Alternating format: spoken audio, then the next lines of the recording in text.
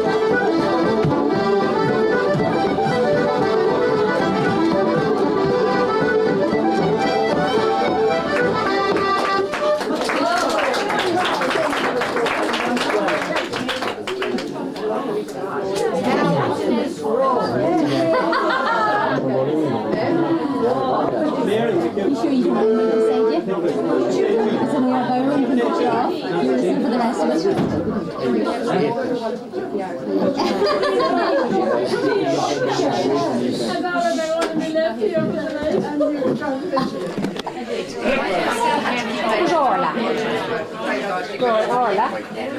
Here's your mine.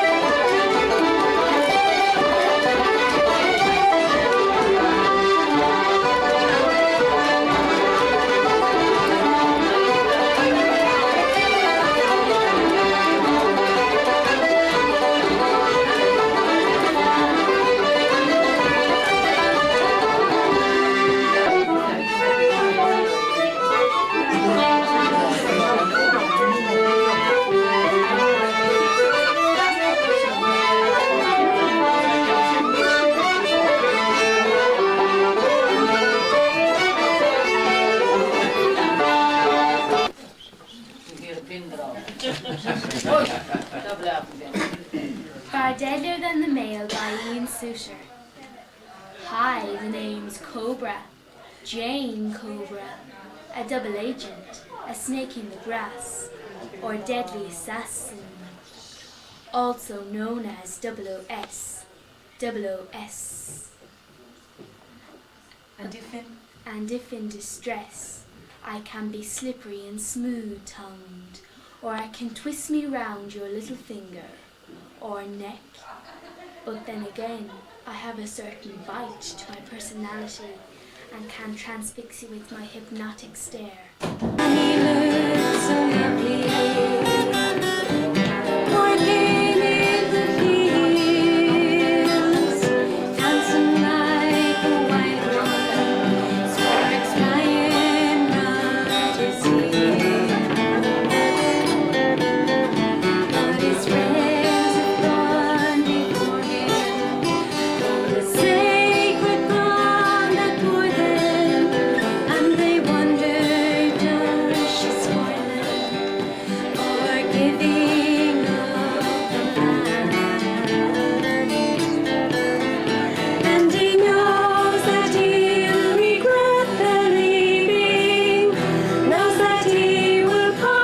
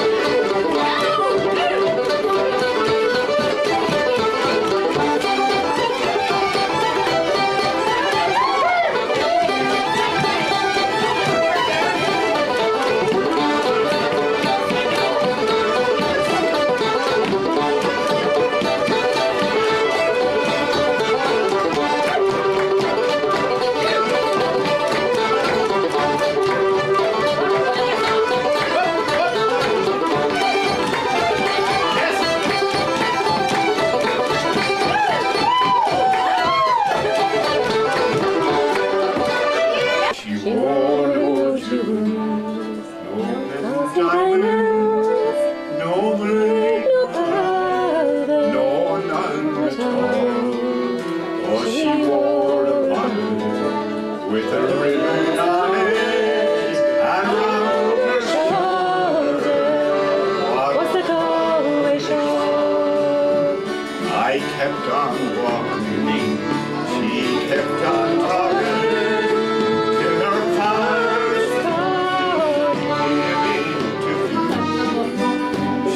Say, come in, sir, and meet me, father, and play the fire. She wore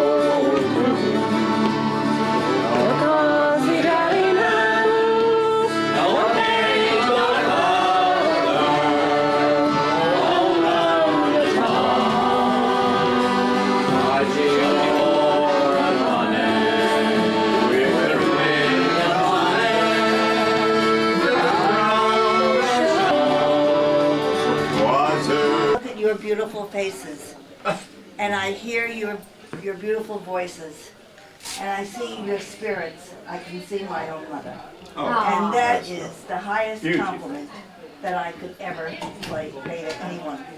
But when my mother came from Ireland, she was only 15, and she worked so hard in the United States to raise her 4 children. And my father was sick all the time, so really everything was up to her. But you know, I never heard her complain. She sang all the time. She told wonderful Irish stories. She told wonderful stories about her own childhood and how her father played the fiddle. So when I hear you wonderful fiddle players, you know, and then my uncle played the squeeze box, and it was terrific. But anyway, she wanted all of her children to be Irish and to sing. Well, Christ, she was stuck with me. It's very seldom I go to church, and they are very happy about it, because when I go to church, I don't sing. I just mouth the words. But anyway, she used to love this song called Paddy McGinty's Goat. And I usually sing it with my sisters. I have two sisters.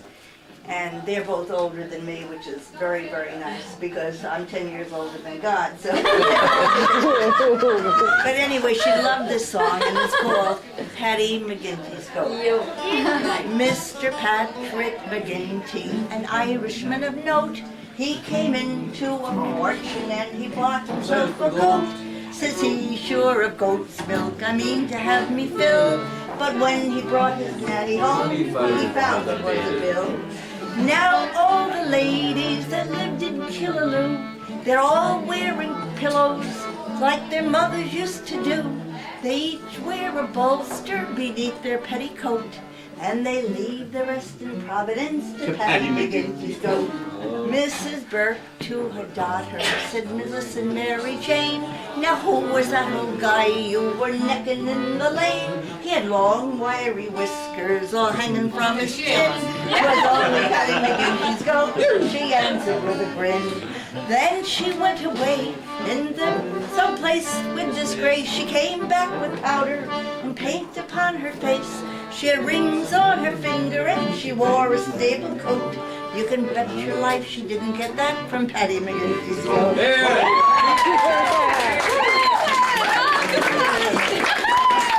That's all you have in it now. When you finish it,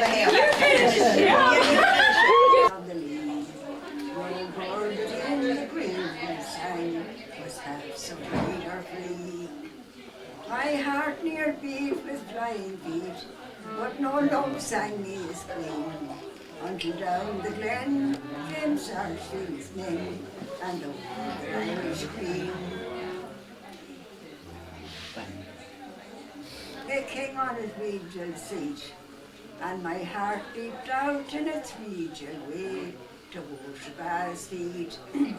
For had he come in England's red, to make me England's queen, I would roam the high green hills instead, for the sake of the Irish green.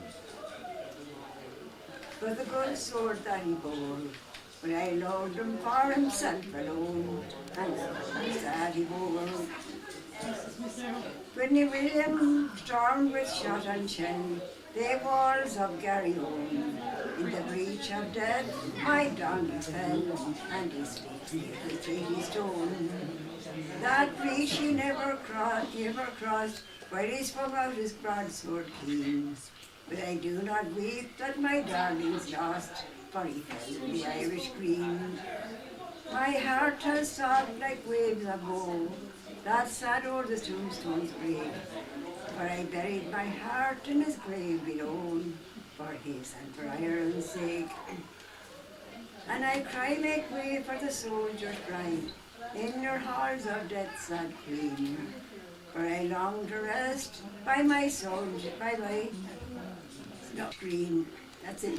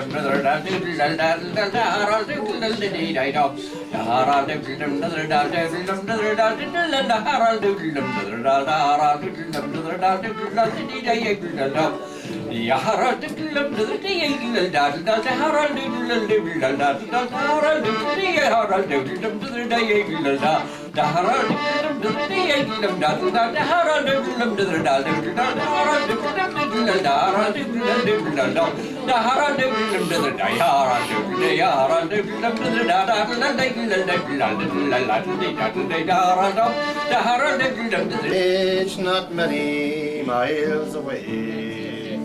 There lived a rich and aged man, his hair was turning grey. He had 3 sons, the only ones, but Jack and Tom were sly. Ted was honest as could be, and would not tell a lie. They did their best to ruin Ted right in the old man's eyes. The lads He began to work, and Ted was much despised. One night the old man said, "Begone, your heart is to the core." These were the words the young man said as he stood beside the door. "Don't be angry with me, Dad, don't turn me from your door. I know that I've been foolish, but I won't be anymore. Give me just another chance and put me to the test. You'll find the black sheep loves his dad far better than the rest." Year after year passed slowly on, and the rich man's now grown old. He called together Jack and Tom and gave them both his gold. Say, "I'll only need a little room right at your fireside." And one night Jack, returning home, he brought with him a bride. His wife began to hate their father more and more each day. One night he heard the tree declare that he was in their way, and then agreed to send him to a workhouse that was near.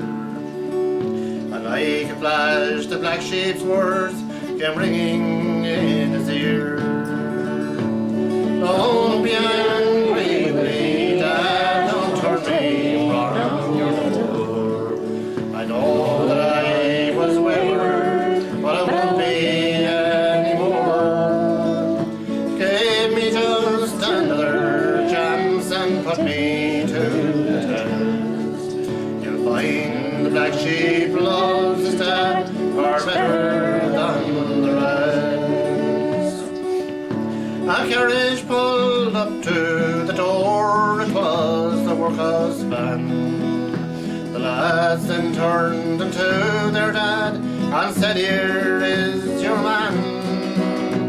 Just then a manly form appeared, and pushing through the crowd, "Stand back, you brutes," the stranger cried, "this will not be allowed. You took this old man's property and all that he has saved. You even sold a little plot containing mother's grave. I am his son, but not your kind, from this till judgment day."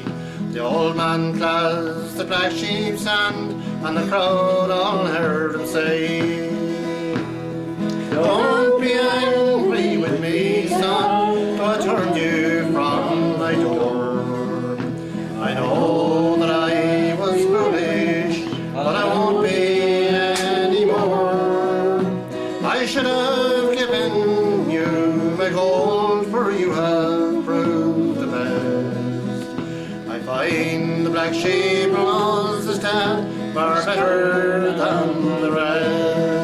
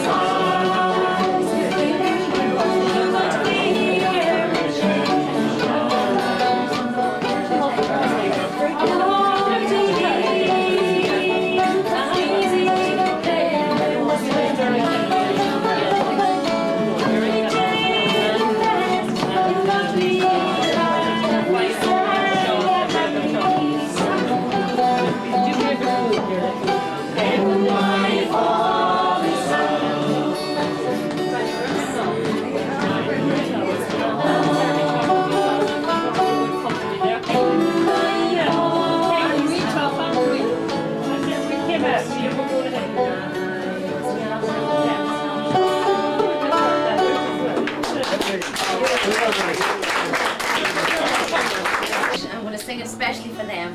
And Moira, would you take that camera away? I know you're gorgeous on again. And you have the makeup on and all for it. I'm going to put a bit of makeup on the men now in a minute. On the first day of January 1892, they opened Ellis Island and they let the people through. And the first to cross the threshold of that Isle of Hope and Tears was Annie Moore from Ireland, who was only 15 years. Isle of Hope, Isle of Tears.